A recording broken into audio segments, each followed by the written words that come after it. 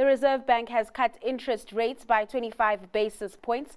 This takes the repo rate to 7.25% and the prime lending rate to 10.75%. That's as inflation sits outside the SARB's target band of 3 to 6%, and South Africa's economy remains subdued. SARB Governor Lesetja Kganyago said work is at an advanced stage to make South Africa a low-inflation, low-interest rate country. Given where inflation is, if we were aiming for a lower target, what would interest rates look like over the next 3 years? So you wanted to know how will South African consumers benefit? It depends if they are borrowers or savers, but we are mainly borrowers. If you look at that scenario says that we will have actually lower interest rates, which means that borrowers will benefit from lower interest rates. But that is because the ordinary person thinks of these things in nominal terms and not in real terms. And the question that people will then often have to come down to, in the scenario we say that instead of the 7% that we are talking about, that 7% is what economists will call the nominal rate in steady state. That's where we would actually be getting to. How did we arrive at that 7%?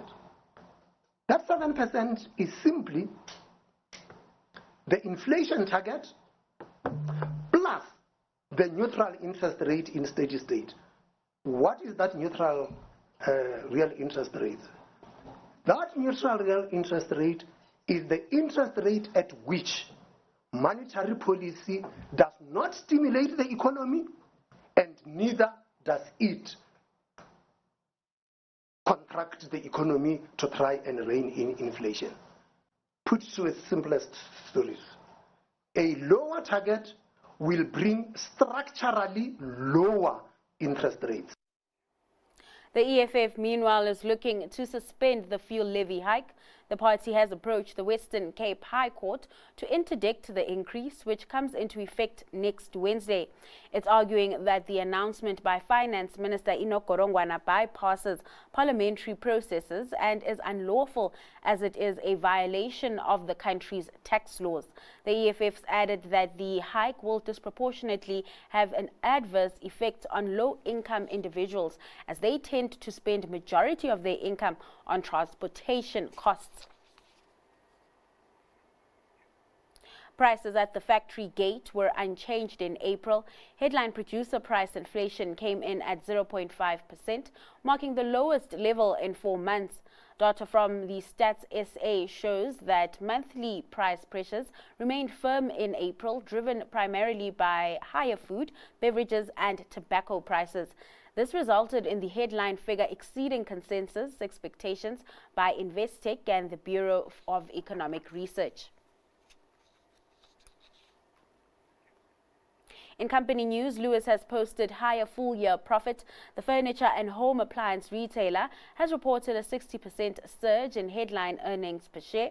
That's thanks to a combination of robust growth in credit sales, expanding gross profit, and an improvement in the quality of its debtors portfolio. A final dividend of R5 has been declared. That's up just over 66% on the previous period's payout. This takes the total for the year to R8 per share. Looking ahead, Lewis says consumer demand for credit is expected to remain high, and while the retail environment is forecast to remain constrained, the company plans to invest in long-term growth in its debtors book and store portfolio. To that end, Lewis plans to open a minimum of 20 new traditional retail stores and 20 specialist bed stores in the new financial year. Adcorp has delivered stellar results. For the full year, the human resources specialist has reported a 61.5% surge in headline earnings per share. The firm says this is as a result of modest revenue growth, enhanced gross profit margins, and tightly contained operating costs. On the cost front, Adcorp managed to keep operating expenses flat despite inflationary pressures and elevated activity levels. Going forward, the group has stated that it enters the next financial year from a position of financial strength with a clean balance sheet, robust liquidity position and momentum across high potential growth verticals. SPAR has warned of a potential profit knock. The grocer expects interim headline earnings per share from continuing operations to be as much as 10% lower. This doesn't account for SPAR Switzerland and AWG. Both of those businesses have been classified as discontinued operations, and the group is in discussions to sell the units.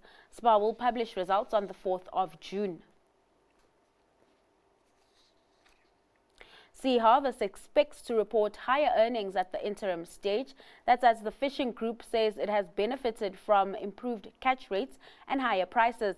Headline earnings per share are projected to be more than 20% higher. Sea Harvest will open its books on the 2nd of September. CAP CEO Gary Chaplin will step down from the position at the end of October, bringing to an end 28 years at the company. He will be succeeded by Frans Olivier. Olivier has been with the industrial group for 19 years and is the firm's current CFO. The company says it will appoint a new CFO to replace Olivier in due course. Delta Property Fund says it's continued to demonstrate resilience in a challenging operating environment.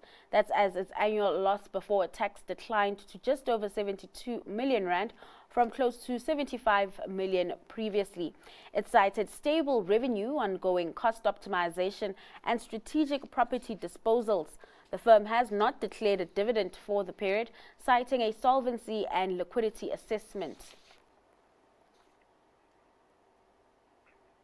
Further afield, the Trump administration has cancelled a contract awarded to Moderna for the late-stage development of its bird flu vaccine for humans, as well as the right to purchase shots. Here's more detail in this package report. Bird flu is spreading through US poultry flocks and cattle herds. It's infected 70 people in the country over the past year, mostly farm workers.